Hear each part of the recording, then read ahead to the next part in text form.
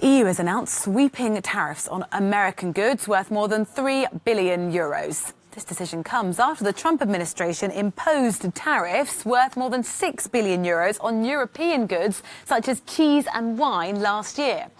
Well, new President-elect Joe Biden has started to put into action his vision for the United States after a highly disputed election. Well, let's get the latest from Brussels and speak to our correspondent, Shona Murray. Morning to you, Shona.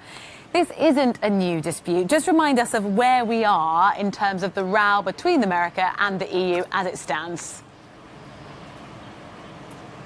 Well, you're right, Rosie. This is a tit-for-tat retaliation in response to similar penalties applied against EU products, including wine, dairy, cheese and other sort of liquids.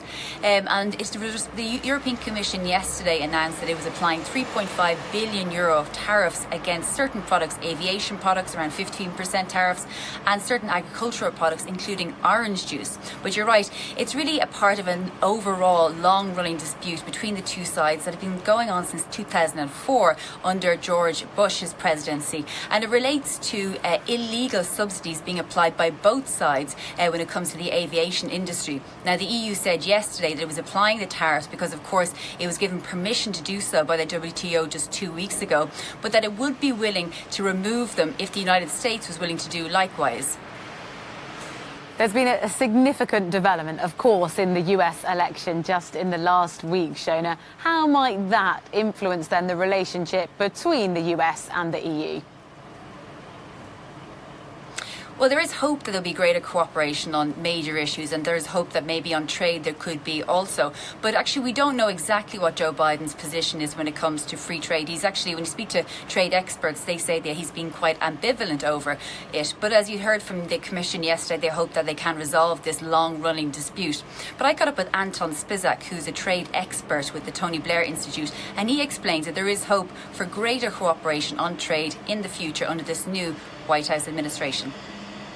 There would definitely be willingness on the EU side to look again at the TTIP texts and see if they can be revived.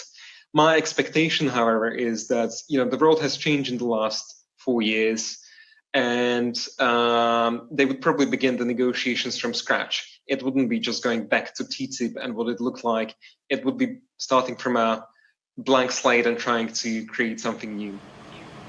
So that's Anton Spisak, who's a trade expert with the Tony Blair Institute, making the point that there could be, some enthusiasm, at least from an EU point of view, for reigniting the TTIP negotiations, which was the sort of failed EU-US negotiations that began under President Obama, but the final nail in the coffin was put into it under the Trump administration, who didn't want an EU-US free trade agreement. So there is hope that, depending on who Joe Biden appoints as Secretary for Trade and their position on free trade, that they could reunite on this basis. But I think there's also an element of realism that has to exist here. We know that free trade is one of the reasons, or American protectionism, American first policy was one of the reasons why Donald Trump has been so heavily supported by voters and by some of the Republicans in Congress. Rosie? Shona, thank you very much.